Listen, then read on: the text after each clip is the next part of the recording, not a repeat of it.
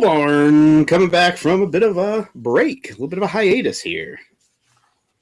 How do we do this? Is that a ka-chow from Alex? That's what I heard? Yeah, after football. Ka-chisel. After football season, we needed to recollect our thoughts. Recollect our thoughts, consider our future, and focus in for the draft that was in Pittsburgh, Pennsylvania. Today is Sunday, April 26th, in the year of our Lord, 2026. And that's what we're here to chat about today. The NFL draft and how our teams fared in Yinzerpalooza over the weekend in Pittsburgh. I don't know if it was Yinzerpalooza.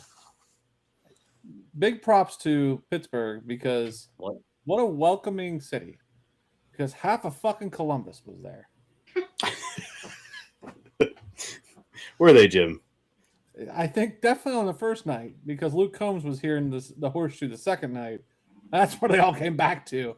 But like everybody I talked to was like, "Oh, we're going to Pittsburgh to the draft." And I was like, "Really?"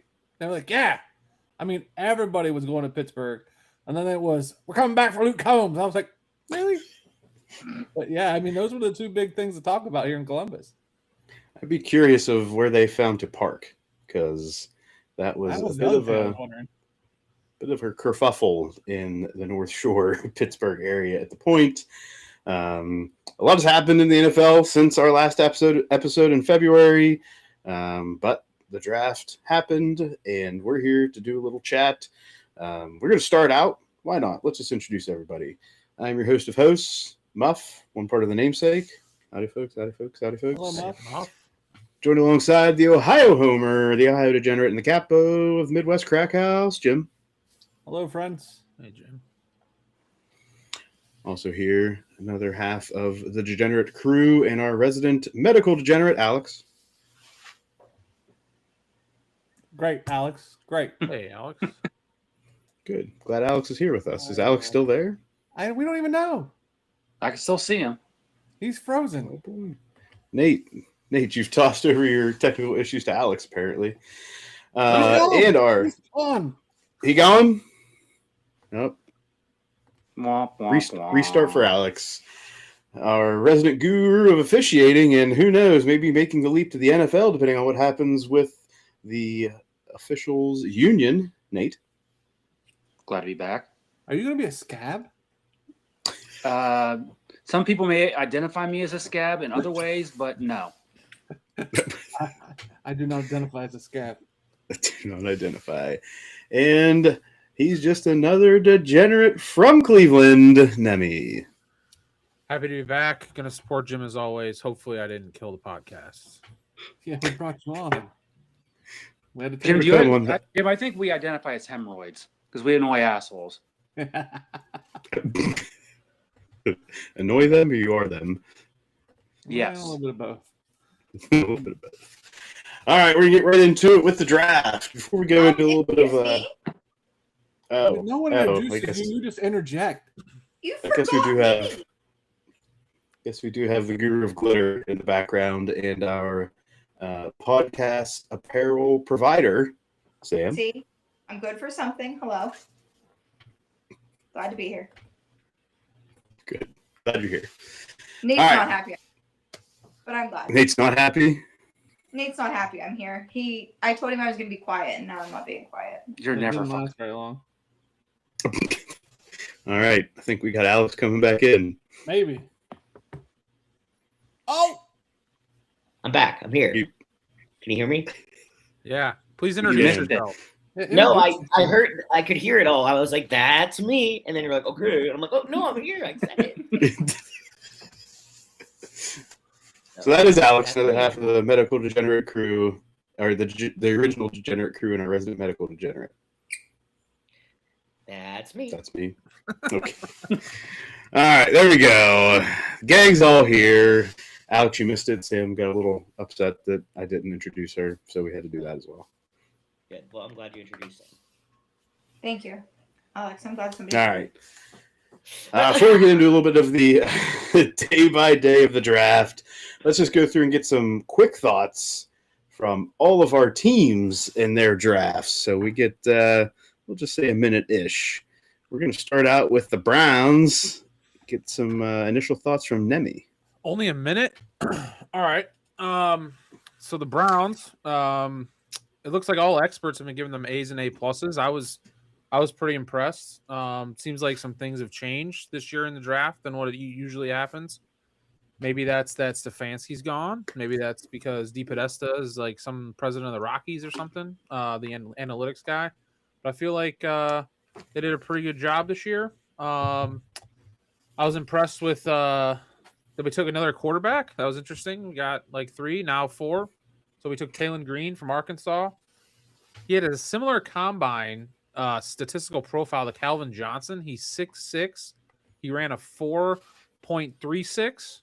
And again, is he going to be a quarterback? I don't know. Maybe. But Monken did come from the Ravens where he taught Lamar. So interesting, maybe. Maybe he can work. Maybe he won't.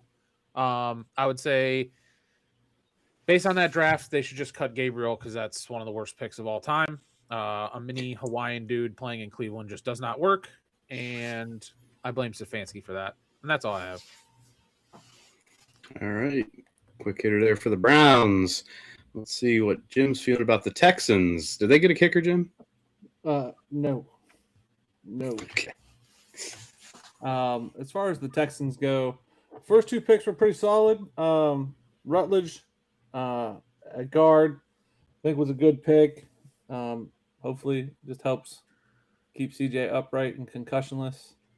The big pick they traded up to in the second round, Caden McDonald from Ohio State. I think the Houston defensive line doesn't really they're good, but now I think this is a welcomed addition. He's going to take up a lot of space. I think it was one of the better trades in that second round because he was going to go one way or the other. He was going to go, and I think it's a plethora of resources. Like I like when teams add to the defensive line. That's a cool thing for me. I know I'm going to catch shit because I am the Ohio homer. I wasn't really like McDonald wasn't one of those guys that I bragged about or like I looked forward to when I was a Ohio State fan. So When? Huh? When I was an Ohio State fan, I didn't know something happened. Like you know what I'm saying? Like during the season, my fault. But whatever. I'm cool with it. I like that pick. That's probably the best pick for them. Marlon Klein, whatever from Michigan. He's gonna be fighting for number 2 as tight end. I think they add some depth to that. Cool. Put some pressure on Cade Stover from Ohio State to either show up or show out. And then like the rest are kind of like fillers. Good to have backups. Good to develop some of those positions. The linebacker position, the guy from Clemson, Wade Wood-Eyes. Cool. All right. I think the safeties, Kamari Ramsey from USC, that's give him time to develop, might turn into something. A lot of defensive in the later rounds. So we'll see. I give it like a C, maybe a C+. All right. Nemi, you said the pundits were saying high draft grades for the Browns. Did you give them a grade? Yeah, I thought B+ was probably pretty sufficient. I saw A's and A pluses, but I don't know about all that. I think that was more on the grade and what they got after. Yeah, they set themselves up for next year too. Got a lot of picks next year. So again, I think they're doing some good things. Still haven't addressed the elephant in the room with what quarterbacks they're gonna roll with or whatever, which is pretty important in the NFL today. So, but yeah, I don't know. We'll see. You got a lot of cracks at that apple. Yeah, and a lot of Ohio State players were drafted, and they didn't get any of them. So I don't know what that means. But we got a lot of Alabama players. We shall see. All right, now we got the Tampa Bay Buccaneers. Nate, how we feeling? Feeling all right. They didn't really make any trades up or trades back of note. Kind of just stayed the course and fulfilled some needs they needed. They drafted Reuben Bain, their first pick in the first round. Pass rusher, which they desperately need. Yeah, I know Muff his little hands. But I mean, who knows? Maybe short arms, small hands. They can't really get a hold of him. I don't know. Ohio State then- didn't. So Yeah, well, there you go. And then the second round, they go and they get former WVU by way of Missouri linebacker Josiah Trotter, son of the Philadelphia Eagle great Jeremiah Trotter. Hopefully he can replace what we're going to lose in Levante David, which is pretty big shoes to fill. But they've had a good history with linebackers going back to Derek Brooks, and Levante filled in that role pretty well. So hopefully this is just another plug and play.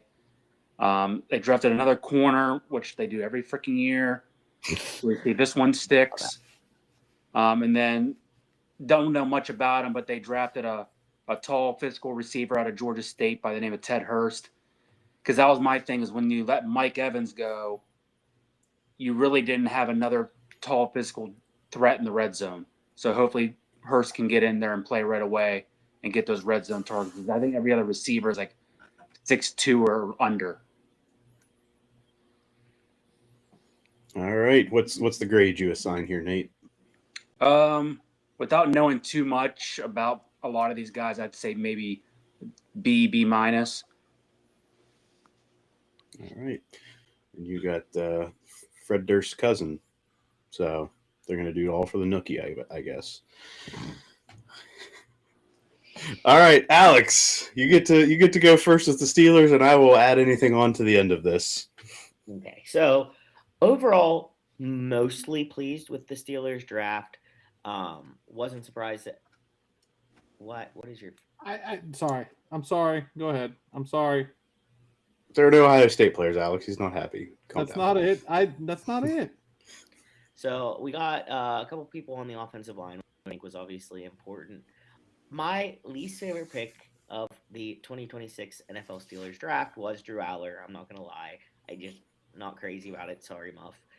My favorite is Jennings Dunker, the redhead mullet, because I feel like he's going to be a fan favorite if he plays even a little bit okay. I feel like people are going to get behind him and his hair. And it was Eli Heinrich, the running back from Navy. I think he was a good pick in culture fit for Pittsburgh, hopefully. But yeah, overall, I don't have any like major complaints. I like that we took the offensive line guy first. I feel really bad for him because I feel like everyone's like, yeah, they didn't want you.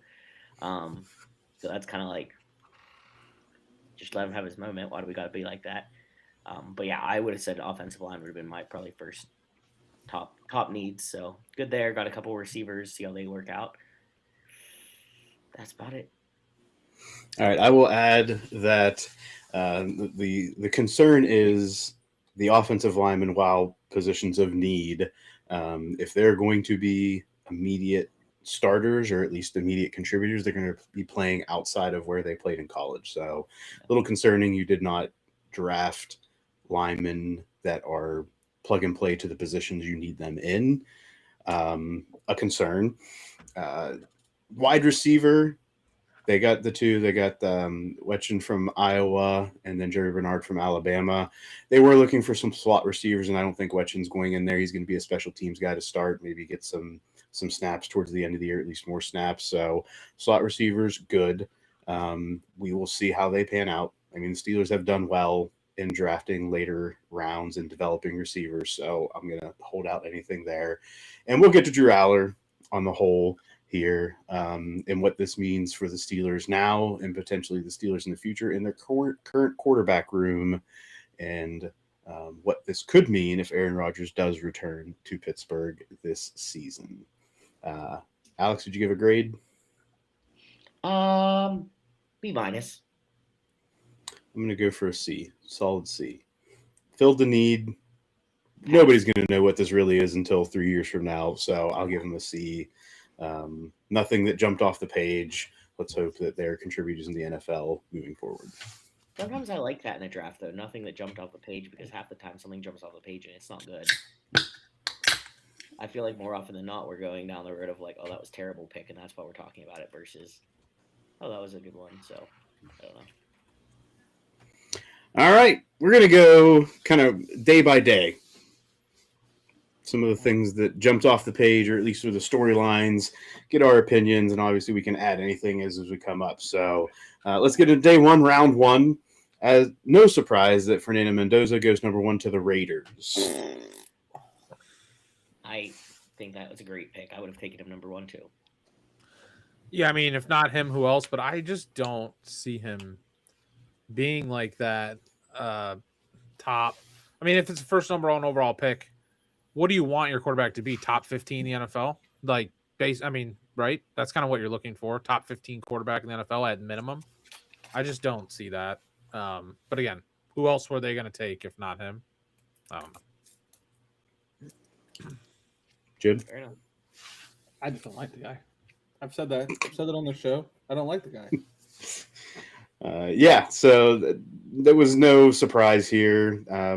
Obviously, Dan Orlovsky, if we're going to get to that later with Ty Simpson. But yeah, I don't think there was any surprises there.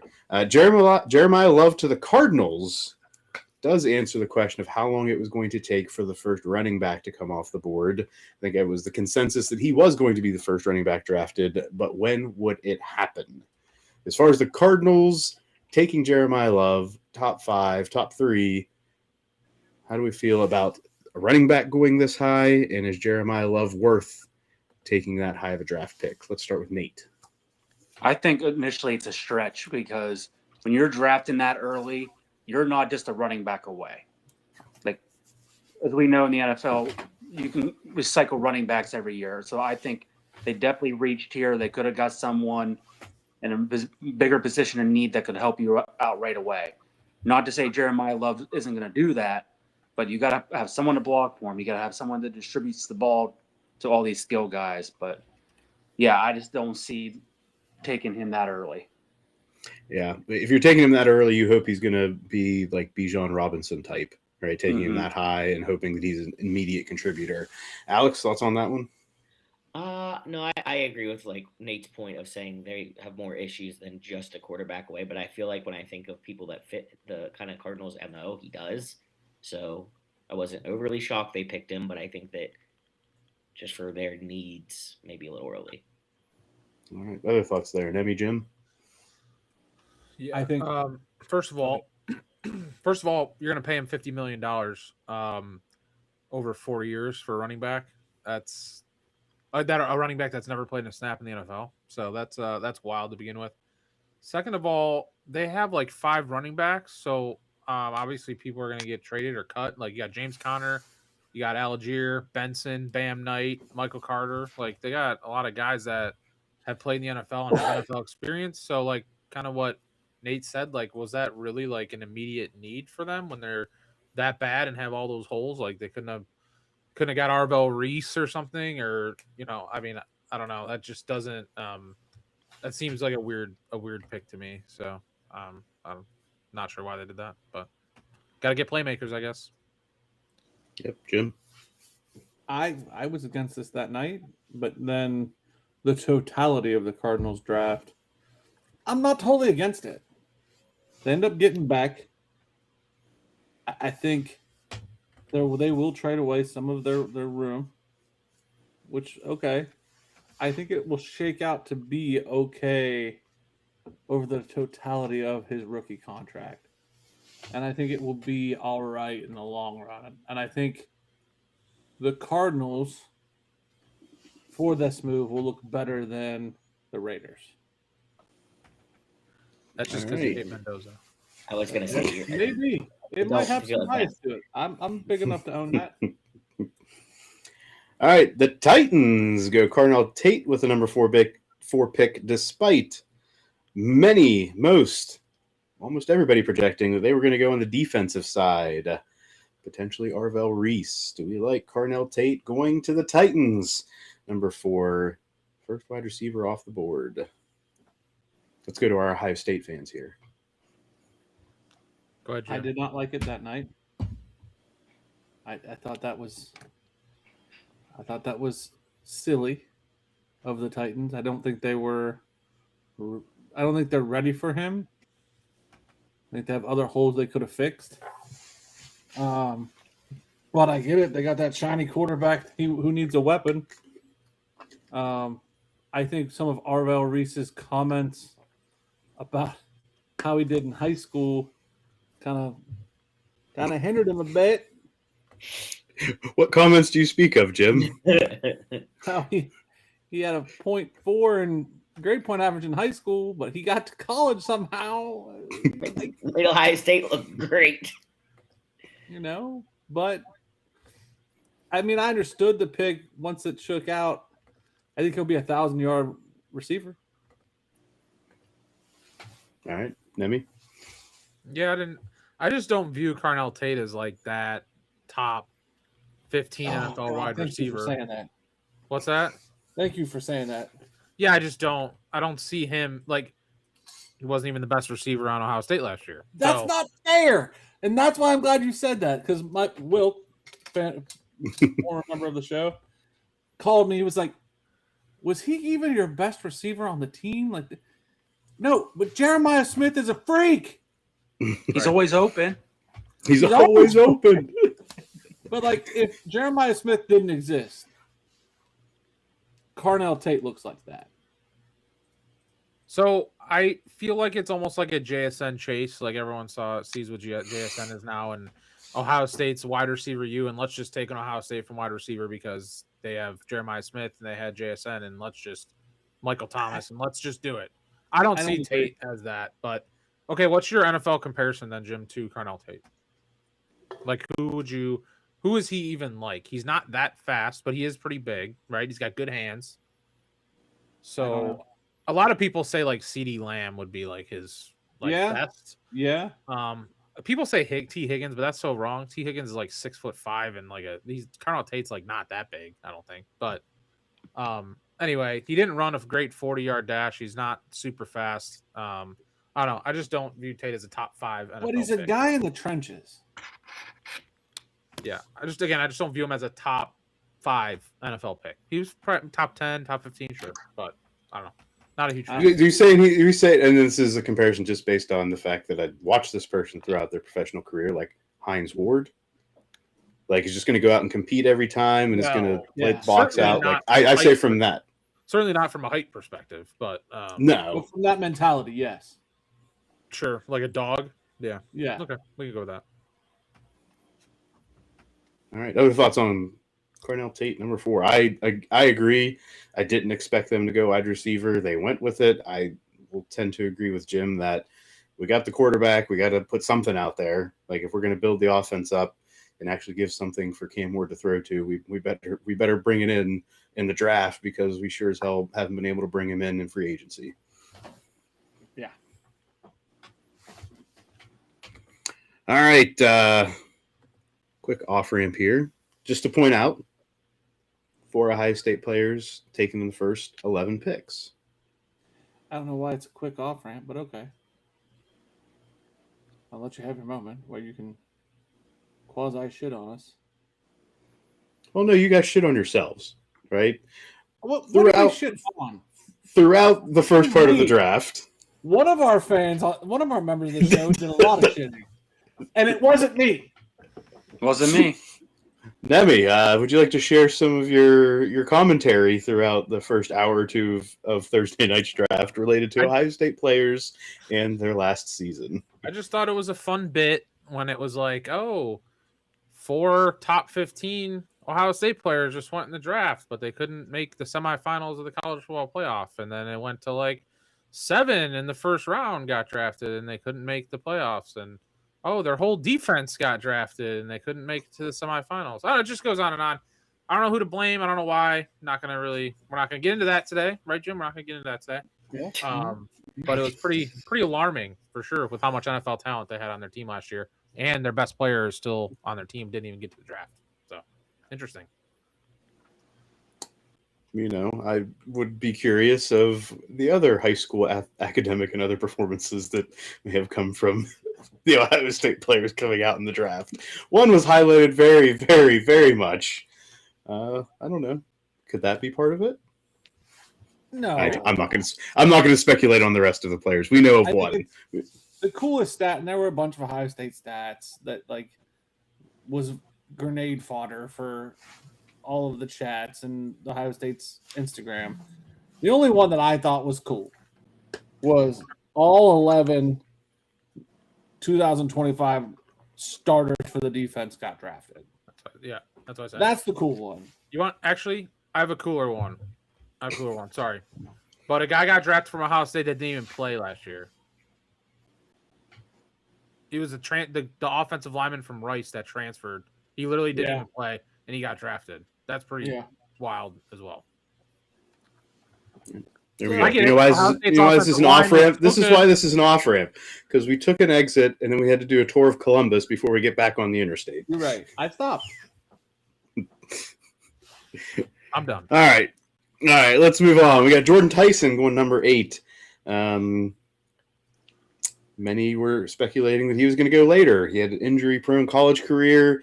Apparently did not impact the draft stock here. Do we think Jordan Tyson at 8 was a reach? Who took him? And Saints. The Saints. I was dumb. The Saints are good for drafting receivers that end up hurt. Yeah, I did not like this. I feel like it's a big risk. Like when you're paying these guys as much and there's that many other options to take someone that's that injury prone, it's a risk. Status quo. You had Michael Thomas, Chris Olave, and now you got Jordan Tyson. Took him over Caleb Downs, for example. I don't know. Hey, fine with me. Keep him out of my division. Not a fan. This may be, similar to the Titan situation. You've got Chuck in there, and it's like, okay, we got to get him at least a receiver to grow with. So that's what we're going to spend this first round, this top 10 pick on. Next, we had Ty Simpson vindicating Dan Orlovsky's takes leading up to the draft, his high opinions of the Alabama quarterback, going number 13 to the Rams, and it was made very abundantly clear that Matthew Stafford did know about this. Well, I don't. Sorry. Go ahead. How many years do you think Matthew Stafford has left in the NFL? 2. 3. 2 tops in my mind. So I don't think this is a bad take here to say, hey, we have this quarterback. We're going to take him. He's good. Especially if you're like, hey, Matthew, like realistically, you're not going to be here forever. I think this is a little bit of a training wheels situation. I have a question for that, Alex. Okay. They're what, the favorite to the third favorite to win the Super Bowl next year, and you're drafting for 2 years from now? Right. You're literally a contender for next year, and you took a quarterback for 3 years from now. Yep. I don't know what that was. And They're playing the long game. They drafted They want longevity. Lemon was there. Reuben Bain, for example. Makai Lemon was right there. Yeah. Well, mind you, that'd be they don't need a receiver. Well, Devontae Why Adams. not? How much is Devontae Adams going to play? Right. I don't know. Quarterback is important in the NFL. I do agree with that. They don't really have who's their backup now, or who was? I can't remember. Look at next year's draft class. Yes. Well, they're not going to be drafting up there. Right. I think that's the thing, is that if they're going to be, in that last 5 team range, then we may not have this opportunity. So let's get somebody now. Somebody They'd have an opportunity next year for sure. Why would the Rams pick up at the top of the draft next year? There's going to be plenty of quarterbacks and receivers next year. The skill draft next year is going to be way better. Oh, you're saying depth-wise, not top. Yeah. Yeah, I don't know. It didn't make sense to me. I don't understand. You're a contender and you drafted for 3 years from now. So I don't know. Yet here we are. Alex, Nate, I feel about thoughts? the Rams all the time. Yeah, It was all Packers drafting Jordan Love. Like That's how it felt. It wasn't the latter half of that first round, though, correct? Yeah, When Jordan the Love Packers was did like it. 20s or something. But yeah, Yeah. 13. Yeah. All right. Now at least it impacted most Alex and I here, and there's going to be some discussion here. Makai Lemon goes number 20 to the Eagles after trading up with the Cowboys. It provided some of that Yinzer drama on day 1. Jim has dove into... For a second. What's that? You missed the precursor to this. I'm giving you the opportunity to provide the speculation and the rumors that have Before abounded. all that, the Cowboys trade up and go get Downs. And there's a whole story there. Like, Go on. Because they go up to get him, and people are disappointed. The Giants, Malik Neighbors talk shit because Malik Neighbors wanted the Giants to draft Downs. Downs is like the golden boy of the draft. Everybody wanted him. Then why do you go 11? That's what everybody was like, why is he falling? Why is he falling? Jerry makes the smartest move and goes and grabs him, which is totally un-Jerry-like. That sets a tone. Like, that is a tone that needs to be felt here. Because I think that's part of the bugaboo, like, sneaky, what's going on here. Okay? The thought is, and this isn't Jim thought, this is actual pundits. I can't remember what pundit said it, but it's a pundit. Says that your coach wasn't Andrew Filipponi, was it? I can't remember. Muff. Still employed. Still employed. We'll get there. Your coach still has friends on the Cowboy staff. Correct. And it may have been, hey, we're going to go get Lemon. And Jerry, knowing that he wants to go get Downs, makes a deal with Philly to fuck over the Yinzers. That's sounds like sounds like a McCarthy wants this conspiracy. guy and screws over Philly or screws over the Steelers. Do you think the Steelers were taking Lemon? That's what they're on the phone with the guy. Oh, that's right. Which opens another can of worms because apparently that's not. You're not allowed to legit. do Like, that. Yeah. You're not allowed to do that. So that is something that I've seen people talk about. Now, my opinion on this is that why would the Cowboys and the Eagles be in bed together to screw over the Steelers and let Philadelphia get a top-notch receiver in the first round as in-division rivals? That's why I didn't want to argue with you over text. I don't think it's a matter of in bed together. I think Jerry, being the senile madman, not thinking son of a bitch that he is, said, I'm gonna go get Caleb Downs. I'm gonna go trade with who can I trade with? Philly. I'm gonna screw over McCarthy on the way through. It Adds up. is possible. Do you think they could have been think Jerry could have, or not Jerry, but the GM would have called them and been like, hey, we want Downs, who you taking? Who do you need? Who do you want there? And they were like, a receiver. And then they were like, okay, well, Pittsburgh needs a receiver, and we can trade back or whatever. I mean, I don't know, but Philadelphia has an obvious need for a receiver because AJ Brown is all but out the door going to the Patriots. So I'm not. The fact that if that's the guy they wanted and that was the last receiver in the first that they were willing to take in the first round, I just don't see Dallas saying, yeah, we'll trade up. We'll let you trade up and get the receiver you want, a guy that's going to help complete your team for next year, and we got to play you twice. I can't speculate, nor do I want to speak to Jerry Jones being senile, because that may very well be true. So do you think Philly was taking... That makes sense. Yeah, I guess. Yeah. Him doing the right thing and going to get Caleb Downs makes zero sense. You think Jerry got tricked and thought it was somebody else and it really was Philly? That makes good sense to me.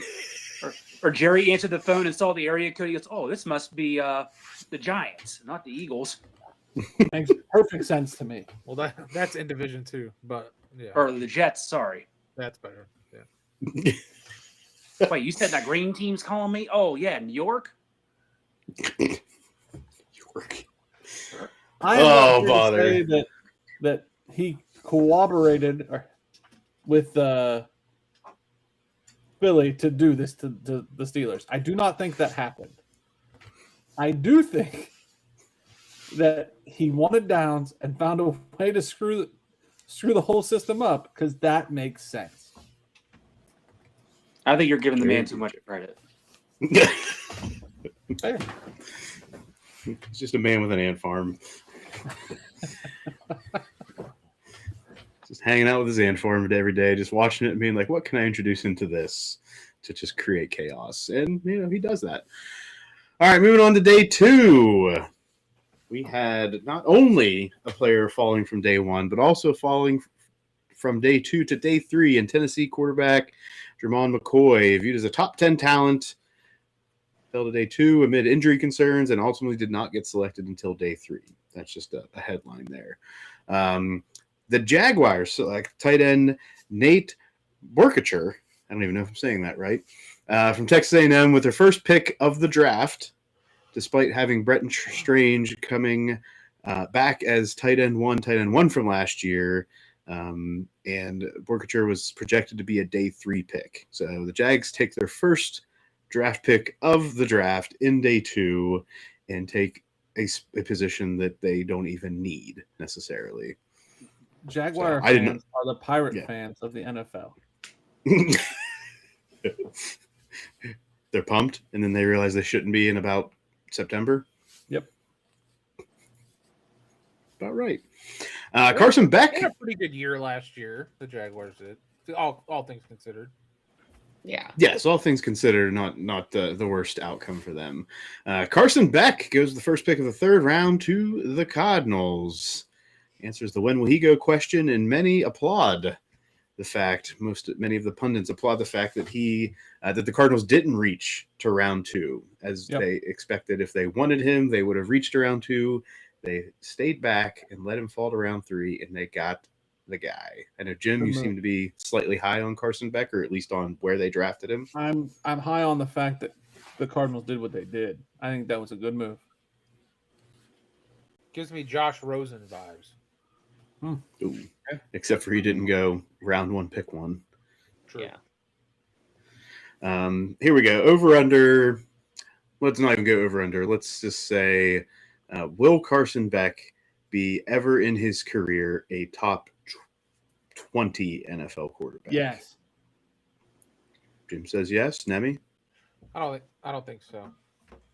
Nate? I think he'll be flirting around there. Okay. Alex? Yeah, I agree. I think he will be. I like him going into the NFL. All right. I agree that he will not be ever a top 20 quarterback in the NFL and may only get 1 or 2 years total as a starter in full. I wish we wrote this stuff down. Where's Jim's notes? Looks like we're I recording. forgot all the as other we're ones. saying it. This one I'm going to hang on to, but all the other ones you've said. Gonzo. As Alex said, we got the transcript. We can figure this out later if we need to. That's true. It's almost like we're recording. That's it. All right. Penn State's Drew Aller goes to the Steelers in the 3rd round, which we thought was putting somebody's job in jeopardy and wasn't even in the Steelers' war room. Pittsburgh radio host Andrew Filipponi said that if the Steelers drafted Drew Aller 250 days from a post on X, that he would quit his job. Fortunately, unfortunately, depending on how you feel about him, it was 251 days from that post because he was saying if they drafted him on day 1 of the draft, Nemi. So there's the fine print to that statement. Alex, Go ahead. Do you think he meant to say it like that, or he just like found a loophole after the fact? I think he found a loophole. I do, because I don't think Drew Aller was ever projected to go in the 3rd round ever. Besides, I don't know, maybe the last like 4 months, and before that, it was always a 1st round pick or whatever, top pick. So he got lucky. I don't think that was meant to be like that. Probably not. All right. Alex, you've already shared some of your thoughts. Anything additional on Drew Aller to the Steelers? Not really. I mean, honestly, I wasn't really high on us getting it makes me question what Will Howard's doing. Like, is he not progressing like we expected him to? And that's why they're like, well, we need to pick someone else up. Because it seems like if he was doing great, there really wouldn't be a huge reason with him and Mason Rudolph. It also tells me that Aaron Rodgers is not coming back would be my bet. But for me, it's more of a red flag on, maybe Will Howard's not panning out. I think Rodgers comes back, by the way, and Rudolph is gone, and then it's Rodgers and those two, and they battle. My opinion. Yes, I've seen that as well, Nemi. I can see both sides of this. If Rodgers comes back, I think Mason Rudolph is the odd man out in that room, and they bring in, I think, saw some speculation of like a Skylar Thompson type to come in there, just to be QB4 sitting around. As far as Drew Aller, take out the Penn State piece of this. definitely put somebody else to compete in there with Will Howard if that's what you're looking for. Somebody else in the room to grow and see, okay, if Will Howard's the guy this year or next year, depending on what happens with Aaron Rodgers moving forward, you at least bring in another quarterback early on. You're not locked into anything crazy as far as contractually. It's not a lot of money off of the payroll to bring in somebody else, and you can easily expend that in year 3 or 4. I think in the third round is when you don't have any other commitments to somebody that you draft quarterback in the third round. As far as a fit, to be determined in every way possible. I see a lot of the stats out there that Drew Aller was very accurate, not turnover prone in his collegiate career. Say made a lot of good throws in tight windows, right? Those are all NFL traits, but obviously the outcomes were not always there for Drew Aller to demonstrate and have like that high profile draft status. So other thoughts on this? You have nothing to lose drafting a quarterback in the third round. I mean, the Browns drafted. Look at the Browns. Yeah, my point is like they can get rid of him and cut him this year, and it just doesn't matter. So like, if LR comes in to compete with Howard, like they probably don't even know what Howard is yet. That's kind of the problem. They are just quarterback. You just draft a bunch of them and try to find one that works and fits. And unless you're drafting in the top 10, you just try, keep trying, and maybe sometimes you get him Mahomes and sometimes you don't. So I don't know. That's my take on it. I think they just took a flyer. Hope maybe he's good. Let's try it out. So come compete in camp. Nate, Jim, thoughts? I think it was a surprising pick given you just took Howard, but I mean, I get it. I mean, the rumors were always there they were going to take another big physical quarterback. So, I mean, see what the future holds, because even if Rodgers does come back, he's, again, going to be on a 1-year contract. You got to be mentally prepared to move on. Indeed. Jim? At some point, you got to stop the madness at quarterback. At some point, something's got to pay off. Yep. That's it. Are you talking about Pittsburgh or Cleveland? Both. Yeah. Drew Aller also was pissed he had to put that Steelers hat on because he's from Medina, which is in Cleveland, so he's pissed. Well, he was a Browns fan growing up, correct? Yeah. How did they say parents had been season ticket holders? Yeah. Yeah. Big time Browns fans. He was like, fuck. I'm sure that paycheck will make him feel a little better. Stayed in Pennsylvania. Stick around, buddy. All right. Anything else from day 2? Nope. All right. Moving on to day 3. I'm glad somebody put this in here because I saw this and totally forgot about it. ESPN broadcast stated that 63% of NFL players in 2025 were either drafted in rounds 4 through 7 or went undrafted. Goes to show that you find the value in these latter rounds, and they fill out your roster. Yep. Big news for me, and I didn't even realize this till after the draft because I wasn't keeping up pick by pick, round by round, is that Diego Pavia goes undrafted. And I haven't seen that he's signed anywhere yet either. Ravens. Or did he? Ravens. Ravens. Yeah, Ravens picked him up. Buddy, did we expect this? Yeah. To go undrafted? Hell yeah. He didn't. Yeah. He had all his hats in front of him on a table. The man's mouth did it to himself. Yeah, I was going to say. I mean, I hate to be that Alex old man on the porch, but. Well, no, if you're going to take a risk on someone, you don't want it to be a liability at the same time. Mm-hmm. Yeah. Do we think this was was this a bigger fall from the expected last year? If we're going to compare to Shedeur Sanders, is this a worse fall from grace? No, not worse. It was expected, I feel like. I'm saying from the point of Shedeur Sanders, day 1, round 1 was sitting there ready to go, and there was all the hype around it. I think Diego, we kind of had this expectation that he was either going to be picked last round or he was going to go undrafted. Yeah, I think it's lesser than the Dion thing, because, like you said, I think that the expectations were different. Yeah, I agree. Oh, I actually forgot all about. Well, just like you, Mom, I forgot all about him basically. I did. And then they brought it up, and I was like, oh shit, yeah, he's in the draft this year. So I don't think it's a big deal.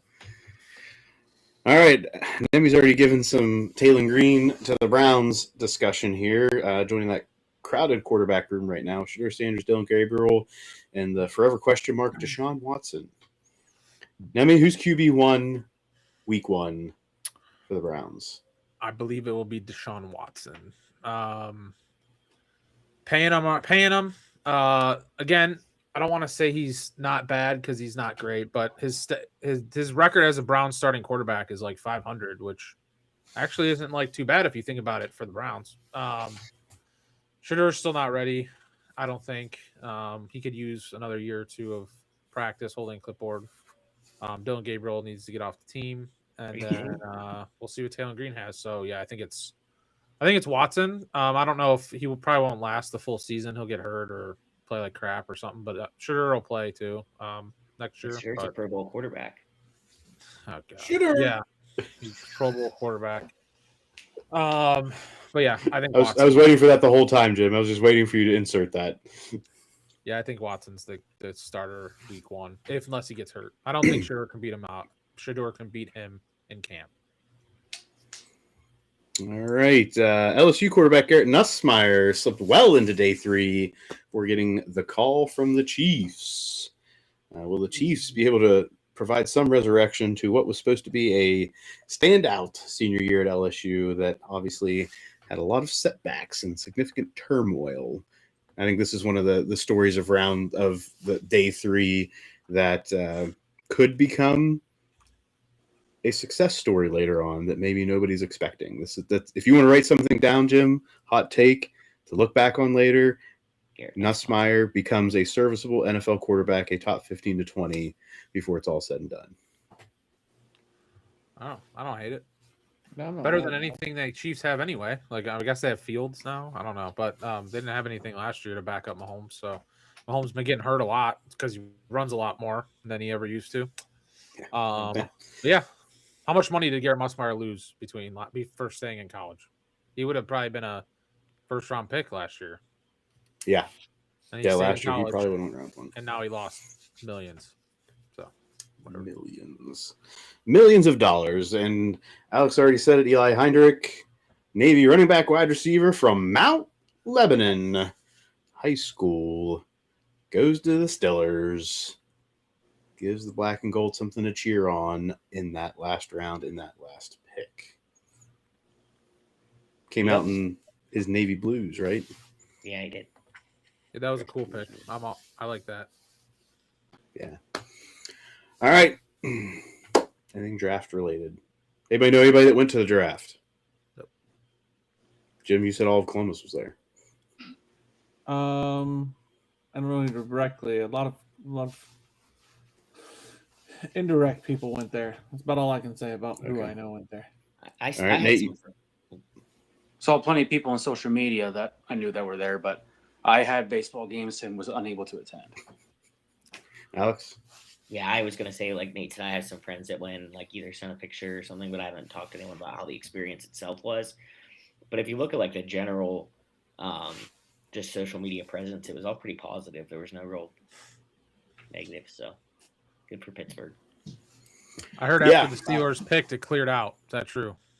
Day 1, I heard that half of the crowd left after their first round pick. Damn. Way to support. I have not received any reports. A colleague of mine lives within like a half mile of that area, like lives about a quarter mile to half mile north of the rivers.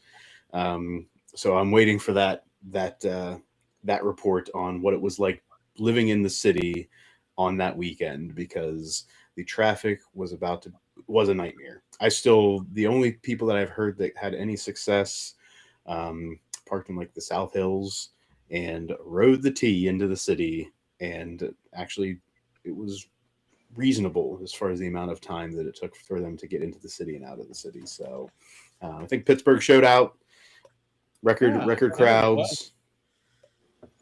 And shout out to all of the volunteers and people that worked the days of the draft, especially Thursday and Friday. We had some students out there, so good for them getting that experience, being able to put that on the resume. Cool. You know what we don't talk about, which is whatever? The Jets. The Jets did this well. I mean, Kenyon Sadiq? Is that what you're saying? David Bailey, Kenyon Sadiq. I think the Omar Cooper Jr. pick. I mean, he'll be number 2, but still solid pick. Pons at quarterback, or at cornerback. I'm sorry. I think they got, and then Klubnik. Klubnik. Klubnik is ass. I don't think it's bad. I mean, it's the 4th round. Doesn't matter, as we were talking about. But that guy's. I think they came away like with an A- in my opinion. Not a A- bad. for the Jets. That means that it's going to be an F 5 years from now because they'll find a way to screw it up. So who was a bigger underperform? This is gonna. I probably shouldn't be saying this. Who's a bigger underperforming college football team last year, Clemson or Ohio State, based on the guys that they got drafted? Where Clemson, all the way. Okay, because Clemson had a ton of first 2-day. But I say that's picks. Dabo's fault. Okay, fair. But yeah, if you go look, Clemson, their draft picks, ton of first 2-day picks. Yep. And they were trash. Yep. So was it Ryan Day's fault too? If you check your text messages, I think that was part of the blame. earlier. That's already been said. Oh, I don't know if it was stated explicitly since we started What's your recording. text messages? In this recording. I was just asking. I didn't know. I don't know the answer. We didn't associate blame, but if you'd like to associate blame, read the text out loud for the group because I divvied up blame. Jim did divide up blame between a departing coach, a current coach, and underperforming players. Yes. Fair. Moving on. And the kicker Any other teams? Any other? Oh, yep. Jim, did the kicker go somewhere? did not get drafted. Fuck you, kicker. Jim's fandom was in jeopardy because it was there was a rumor going around that the Texans were going to take what's his name? Wide left. Wide left. Fields. Fielding, something or another. Anyway, Ohio State's kicker was about to go to the Texans, and Jim was about to denounce fandom on the spot. I was gonna. Here you go, Jim. Would you rather root for a Texans team that had that kicker or for the Chargers? The Chargers. Oh, buddy. That kicker pissed me off so bad. That is a statement. All right. Let's move on to a quick little visit to other interesting news in sports. Interesting news in sports. The Pittsburgh Pirates. Okay. It's April. Yeah. The Pirates are competitive. They even had a power ranking in the top 5 after, I think, week 2 or 3. Yep. And Alex, I understand this may be me talking to you here, but this is the year, buddy. This is the year. I'm trying to temper my expectations, but also I'm excited. They're third. I'm excited. Division. They're third in their division, and it's April. There are only, I think, 6 teams that are better than them in all of baseball right now, as far as records. Yep. So, Nemi, you can say they're third in their division, but strong-ass division. There's 5 teams ahead of them in their league. I don't think there's many in the AL. Right now, they're the 8th best team in baseball. I don't know why you have to doing this to yourselves. It's kind of sad.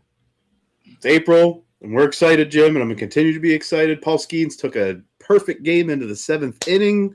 He did. Earlier this weekend. He also is having a down year so far, hasn't he? Hasn't he got rocked the whole time? Just the first start. First start, that was it. Oh, okay. I thought there was another one, too. His ERA was what, Nate, like 40 after the first start, and it's already down below 4? It was something crazy because he gave up however many runs in 2/3 of an inning. Yeah, he gave up 5 earned in 0.2 against the Mets, who are horrible and weird. Baseball's weird. Again, I contend. Why do you do this? It was opening day, Nemi. I do have a Pirates pitcher on my fantasy baseball team. That's pretty good. I can't believe that. Ashcraft guy or something. Mm-hmm. I think he just got put on the bereavement list, didn't he? Saw that, but that's only 3 days, right? So he'll be back. He misses a start because of it, though. I thought they said he might miss a start or he might not. They might just shuffle the. They might just move it back. Yeah. He good? I don't even know who that is. He's been good so far this year. Yeah, a young guy that no one's ever heard of. Good? He's tired. Got it. That's usually how that works. That no one's ever heard of.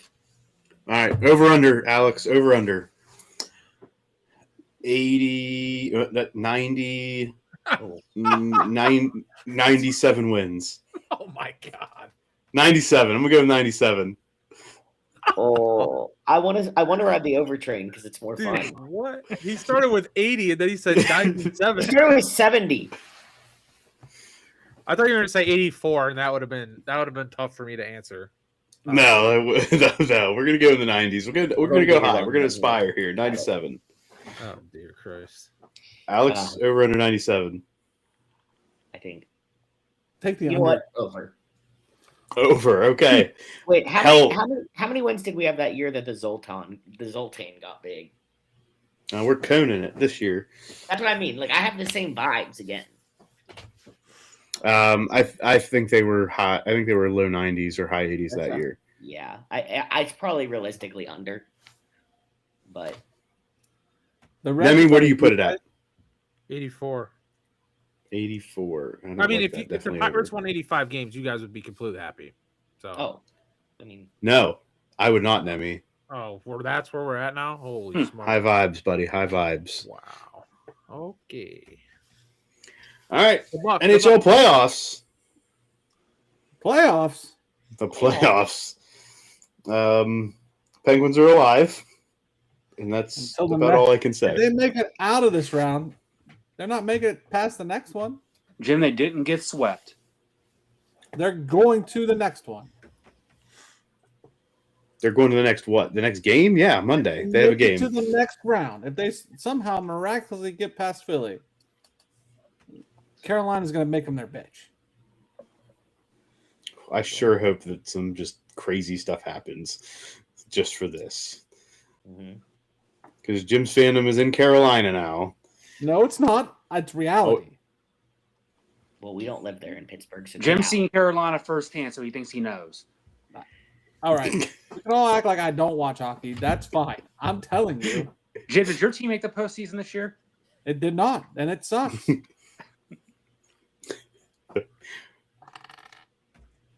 it? What did they unveil? The Zammoth? The Mammoth. I thought that was Utah.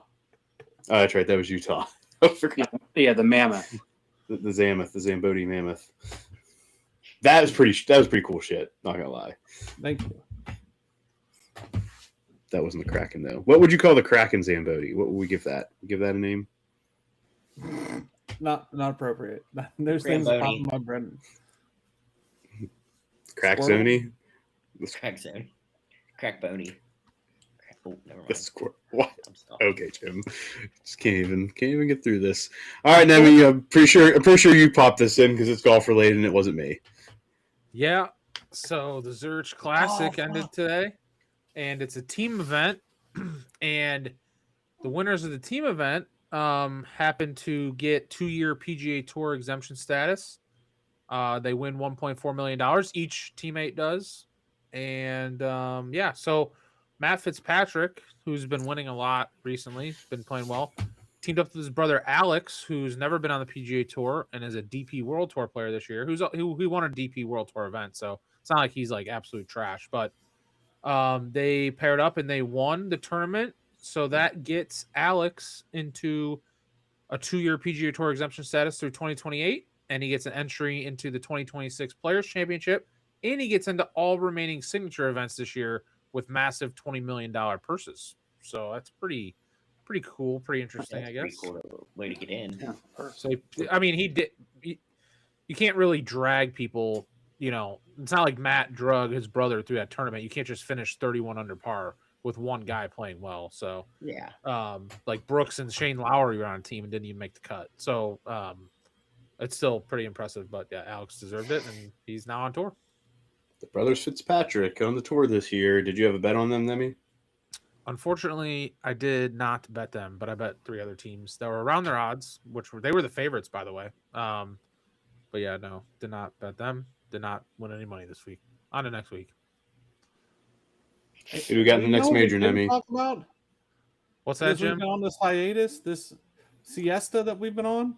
Wrestling? Tiger fucking Woods. We Oh, never got a chance to debrief on this. That's just a piece of shit human. He kind of always has been. That's my opinion, at least. Oh, boy. Great golfer, though.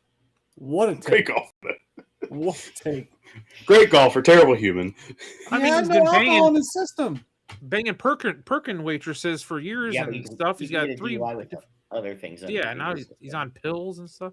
I don't know. That guy's again. He doesn't have to. This is America. You don't have to give your medical records over just because. Like, I'm not saying he has to do that, but he's by not doing it and not saying what you're taking, you're just literally opening the door for people to assume that it just can't be good with whatever he's on. Yeah. Usually, if you're innocent, you just admit you say what happened and you move on. Exactly. Yeah, and now the fact that he has to do rehab in another country to protect his privacy, like, Jesus, man, what the heck are you doing? So anyway, he's probably just tired of being. Let's just talk about one thing, and this is why I brought it up. Why are you driving? He said why? Security. He said, I don't have a driver because I want to protect my own security. I don't want people to know where I'm at all the time. Someone to know where I'm at. Like, he just has these massive sus bag. I don't know what he's got going on. Why? Let's just pretend for a second. You have a drug problem. Let's just pretend you're moving a kilo in your trunk. Why am I driving? Yeah. The funniest clip of that whole thing was when he was like, I was just talking with the president. Just straight drop that line to the police officer. He's like, I was just talking to the president. Sorry about that. Like, I just don't get it. I agree, Jim. I'm on board with you that given the issues that he has had in the past, why would he not put himself in a better situation in life? I am most interested now because as far as PGA, let's just say that's done and gone. What is the future of the TGL, Nemi? I think it goes. I feel I don't know. I watched a little bit of TGL at the end, like even the finals and stuff. Not just because Tiger was playing. I honestly, I'm not a huge Tiger guy, so I think it's fine without him, even though it is ran or he was one of the founders, right, of it. But yeah, no, I don't think that doesn't affect TGL at all, in my opinion. That'll still keep going, I think. But isn't it the Tiger Golf League? Do they have to like change the name and stuff? That's where what I was getting at. Yeah. Is that honestly what it stands for? I didn't know that. Okay, yeah. but look, guys aren't really you're not hitting what I want you to hit here. Okay. Yes, Jim, we know he should have a driver. But no, you're not making me. Yes, he's a piece of shit, Jim. Where else we gotta go? If I'm just doing some shady shit, and I'm even worried about my security, right? But I'm a millionaire, okay? And I got a drug problem. I'm calling one of y'all to drive. Well, then we know what you're doing and where you're going. That's the problem. What's wrong with that? Are you ask him? That's his problem. I think it's more like the drugs have gotten to his brain where he's scared of everybody. Maybe he has always had a very tight inner circle that has it never really let anybody in. That's not inner circle, Muff. That's not inner circle. Calling a friend to drive you would be inner circle, though. Yeah, he's very tight, and by that it was usually been his family, and obviously that's once his dad passed away. I don't think his dad was driving him around, but ever since everything happened with his ex-wife and everything, I just don't think there's anybody that's been let back in, and I think he just grins and bears it for himself every day and just rolls through. I mean, he honestly, like, through all the terrible workout. He used to do those like Army, Navy workouts and stuff, and killed his body in all those car accidents, and he had his leg rebuilt. It probably hurts to get out of bed, excruciating amount every morning. And he was just playing on TGL, swinging 170 swing speed. What is he on to do that? Like, I mean, he's just on. He's got uppers and downers and uppers and downers, dude. Like, I don't know. Just a lot of drugs, a lot of stuff.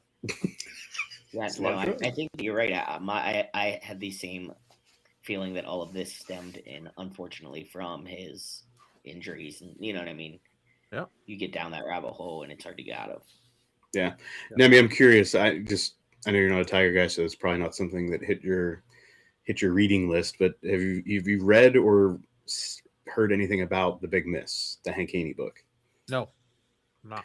All right. If I will say that does provide a lot of insight into the mentality at that time. So when he was at his peak, and like just the amount selfishness, but like, let's put it bluntly, most major superstars are selfish to some degree.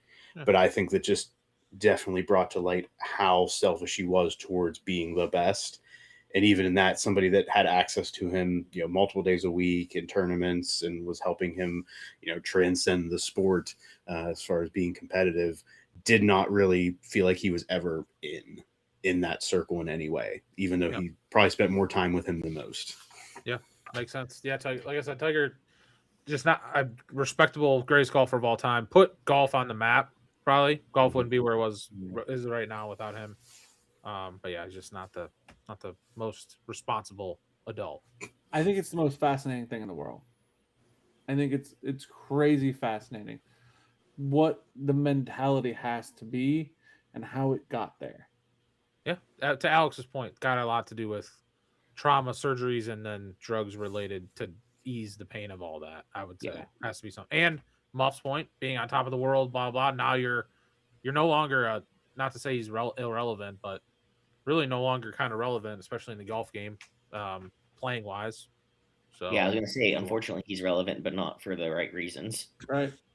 Yeah, now he's an embarrassment, right? He's been arrested and on video multiple times. Got to go overseas to get treatment just to kind of get away from everything. And But he's banging the president's daughter.